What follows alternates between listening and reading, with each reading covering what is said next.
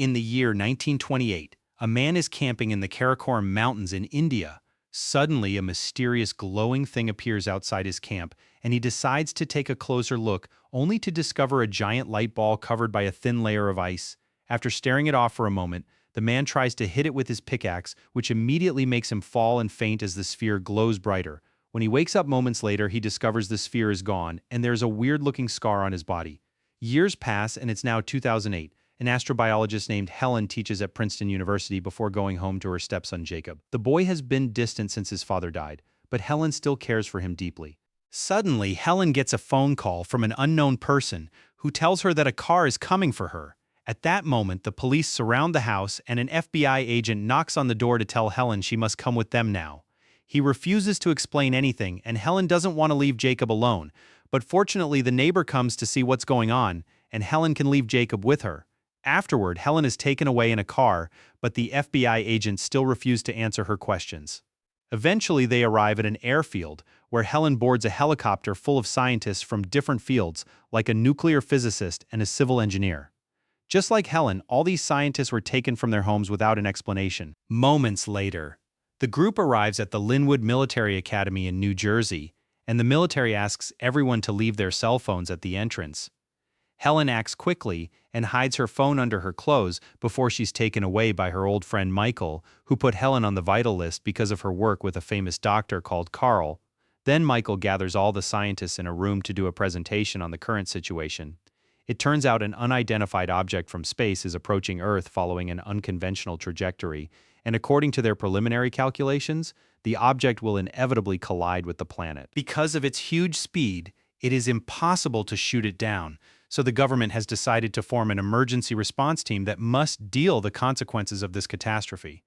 The team only has a little over an hour before the cosmic object crashes on Manhattan and kills around 8 million residents. After the meeting, Helen locks herself in the bathroom to call Jacob and tell him to hide in the basement, although she doesn't give him the details. Her conversation is overheard by one of the soldiers, but instead of arresting her, she asks to borrow the phone because she wants to call her family too. Afterward, the scientists travel to the site where the object will impact and quickly get alarmed because the object can't be identified and the rocket launch system is blocked. Terrified, they hold hands and count down the last few seconds, but to their shock, nothing happens. At that moment, they see through the window a bright ball of light slowly approaching Earth until it lands in the middle of Central Park, causing people to run away in terror. The scientists immediately put on protective suits and carefully approach the glowing sphere, feeling like there's something in the air around them, perhaps electromagnetic waves. Soon the police and the military show up with weapons and surround the area, and at that moment, a light begins glowing brightly on the sphere as an alien creature emerges to meet them. Helen slowly approaches the alien and he extends his hand to her. But when she tries to reach back, a shot is fired and the alien falls into her arms, visibly bleeding. Suddenly, a huge creature appears out of the light and uses its powers to take away electricity in the area and incapacitate every piece of machinery. It also emits a terrible ultrasonic sound that stuns everyone's ears. Then the creature reaches for the wounded alien, but the alien stops it with a mere gesture and the robot immediately shuts down, allowing machinery to go back to normal. Afterward, the injured alien is taken to a military laboratory, but the medics don't know how to treat an unknown creature, and they lose so much time that the alien begins getting worse. Helen advises them to bring in a surgeon to at least remove the bullet, and they do exactly that. The surgeon makes an incision and removes the bullet easily, but he's also surprised at how similar to humans the alien is inside. He also notices that the gray skin-like tissue is cracking and separating from the alien's body, so he proceeds to remove the entire layer to everyone's shock. The remaining creature looks very human. Next, the alien is put in a special protective capsule where his condition is monitored. Helen notices he's dreaming, and at that moment the alien wakes up, immediately panicking when he sees the capsule. With a friendly voice, Helen talks to him and tells him there's no danger, and the alien calms down while it's revealed he looks exactly like the mountaineer from 1928. For now, he doesn't answer questions. He only repeats Helen's words. Meanwhile, humanity is going through chaos and panic. Stock exchanges are closing and New York citizens are being prepared for urgent evacuation. People around the world are also fleeing population centers on their own, fearing an alien invasion. While the president and vice president hide in a shelter, the Secretary of Defense Regina holds an emergency meeting and learns that the aliens have managed to hack into one of the spy satellites. so now they have all the classified information about national defenses. To make matters worse, more of these glowing spheres are landing all around the world. Arriving at the lab, Regina listens to the scientist's report. Flesh samples taken from the aliens show the presence of DNA from 3 different life forms. The creature's body tissues are human, and the gray flesh shell is organic, which is a kind of protective suit of placenta. It seems the aliens had previously visited Earth and obtained a sample of human DNA, explaining the mountaineer's scar and why the alien could take a human form. Afterward, the group visits the alien, who is speaking perfect English and asks for water. His hand trembles as he brings the glass to his mouth, and he explains that it will take time for him to get used to this body. Regina tries to interrogate the alien, but her questions are ignored. Then Helen asks him to tell her about himself, so the alien introduces himself as Klaatu and says that he is a representative of a group of civilizations. He asks for a special meeting with the UN so he can talk to all the world leaders, but Regina refuses. Seeing as Klaatu won't offer any more details, Regina orders for him to be injected with truth serum and sent to a location for interrogation. The scientists believe that Klaatu is the most important discovery in human history and don't want to hand him over to the Secret Service. But Regina thinks this alien is a great danger to humanity, and that falls under the jurisdiction of the Secretary of Defense. Michael and Regina get into an argument only to be interrupted by Helen, who assures them that she will personally inject the alien and perform all the necessary tests. Then Helen is given a vial of truth serum, but she sneaks into the pharmacy and secretly takes a vial of regular saline too. Meanwhile, Regina tells Klaatu that he'll be transferred to a more secure location, and when Klaatu says he intends to leave, Regina informs him she won't let him because he has illegally invaded this planet and his huge robot has attacked the military. Klaatu points out that the biorobot is only activated in the presence of violence, but Regina ignores that detail and orders Helen to administer the injection. Helen gives him the saline instead of the serum as she whispers to him that he must run. Afterward, Helen is immediately taken away, and Klaatu is tied to a chair before he's taken to a room with a lie detector where an agent asks him a series of control questions and monitors his readings on a monitor. Klaatu only offers a few vague answers before he uses his power to reprogram the lie detector and electrocute the agent. Then Klaatu takes control of the man's mind and asks him how to get out of the military base. He also orders him to give him the suit. Next, Klaatu uses his powers to take control of the security cameras and learns the location of all the guards so he can stun them all with ultrasound. An alarm goes off, but as everyone panics and runs around, Klaatu leaves the building quietly. In the middle of the chaos, Helen steals a sample of the alien's flesh, and Regina orders the use of all available resources to capture the fugitive. Eventually, Klaatu arrives at the train station, where there is also complete chaos because of all the cancelled departures. Because his body is part human, Klaatu feels hunger, so he uses his powers to get a free sandwich from a vending machine while a kid watches in awe. Klaatu uses this chance to watch how society behaves, noticing how aggressive everyone is getting over, having to wait. Suddenly he becomes ill and rushes to the bathroom, where he notices that he's bleeding and promptly passes out. Seconds later, Helen gets a call at her house telling her a patient is asking for her at the station. Realizing that it must be the alien, Helen immediately drives to the station and picks him up. Then she takes Klaatu to her car, where he meets Jacob, who is behaving rather rudely. Klaatu asks Helen to give him a sample of the gray tissue that was removed from him, and he uses it to dab it on his wound, instantly healing it. Meanwhile, the American military attempts to attack the bio-robot, which detects the approaching danger and immediately activates.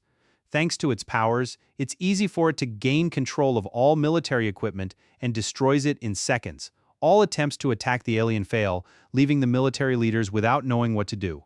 Back to Helen, she drives down a specific route that Klaatu asks her to follow. Jacob notices all the cars trying to leave the city and expresses his hate for aliens, saying they should be destroyed and that his father would have fought them if he had been alive.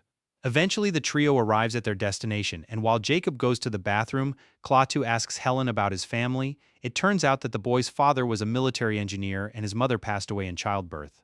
Helen married Jacob's father, but he also died, and now Jacob is under her care. Next, the trio enters a fast food restaurant, and Klaatu meets with Mr. Wu, who is also an alien that took a human form and was sent to Earth 70 years ago to study humanity. Mr. Wu explains he's found humans to be destructive, stubborn, and unwilling to change, and Klaatu agrees, so he tells Mr. Wu to leave because he'll proceed with the operation. However, Mr. Wu intends to stay on Earth because during his research he saw the bad but also the good, and now he has a family of his own, so he wants to spend his last moments with them. In the meantime, the military installs super strong protective panels around the inactive giant biorobot, hoping this way they can block its powers. Their emergency hotline is drowning with hundreds of calls from people who have seen Klaatu, so the alien is officially presented as a fugitive criminal. Back to the trio, they are now heading for New Jersey. When they arrived in the woods, Klaatu asks to stop the car and leaves, so Helen tells Jacob to wait while she follows him. As she enters the woods, a swarm of weird insects flies past her, and she follows them to a lake where Klaatu is looking at the water.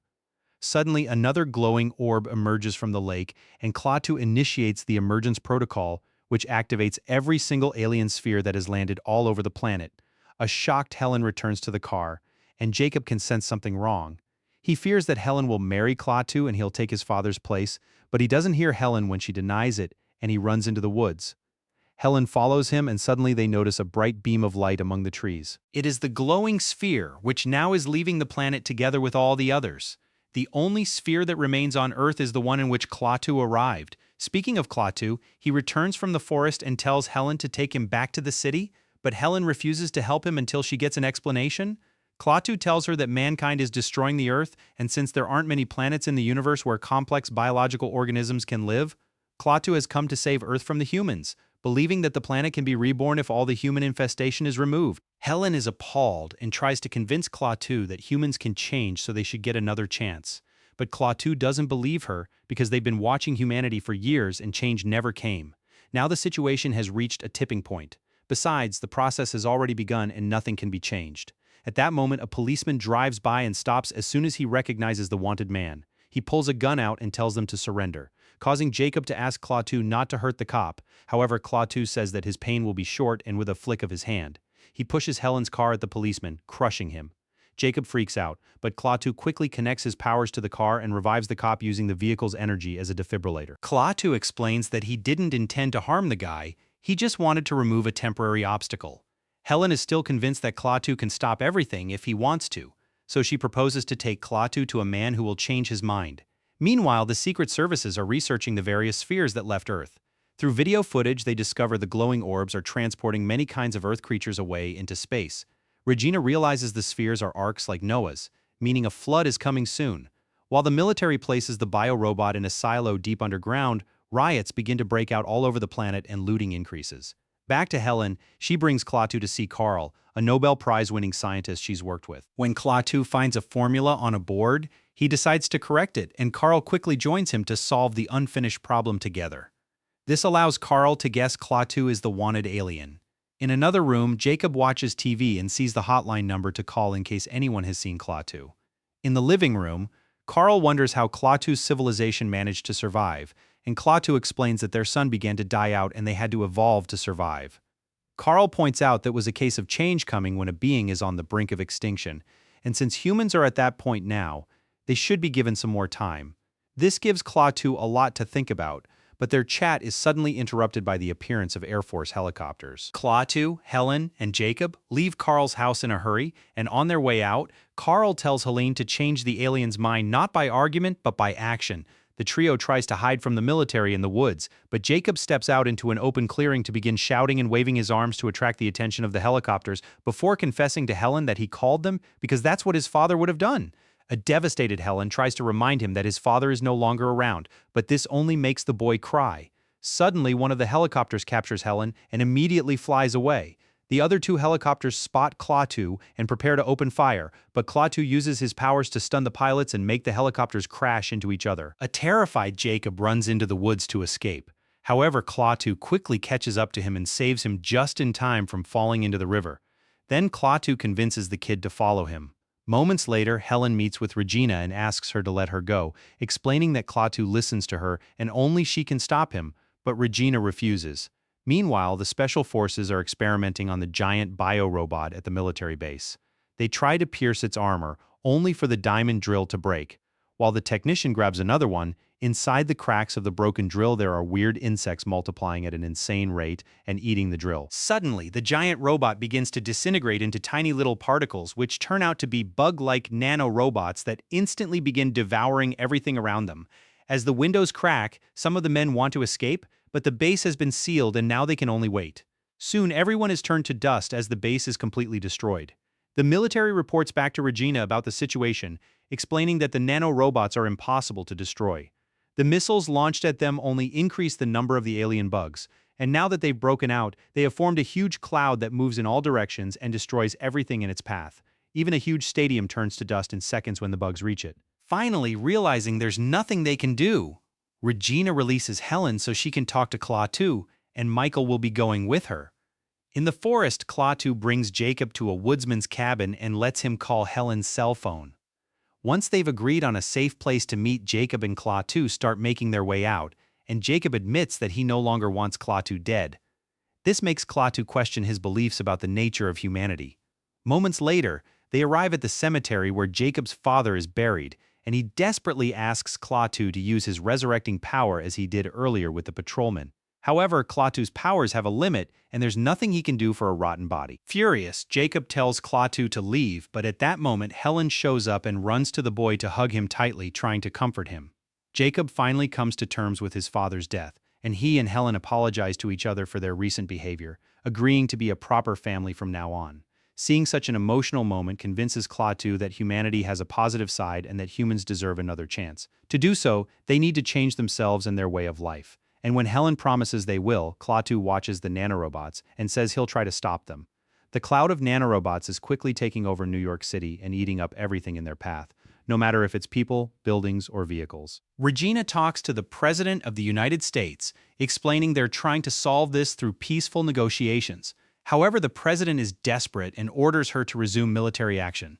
Helen, Jacob, Klaatu, and Michael rush back to New York where the remaining sphere is. All streets are empty except for the military blocking the roads, but Klaatu makes Michael drive right through them. At first, the soldiers begin chasing them, but soon they receive orders to stay back. Seconds later, the group makes it to Central Park and is surprised to see all the military and scientists are gone. At that moment, the Air Force begins bombing the area, like the president wanted, causing the car to flip and crash while a huge fire begins engulfing the park. Unfortunately, Michael dies, but the others are okay. The nanorobots arrive at the area and begin cracking up the car, so Klaatu takes Jacob and Helen out, intending to reach the sphere. However, the bug cloud is already surrounding the globe and covering the sky, so the trio has to run to hide under a bridge. Suddenly, Jacob's nose begins bleeding and he passes out, as Helen's nose begins bleeding as well. Klaatu explains they're dying because the bugs are slowly eating them from inside, so Helen begs for his help. The alien grabs their hands and uses his powers to make the bugs come out, absorbing them into his own body instead.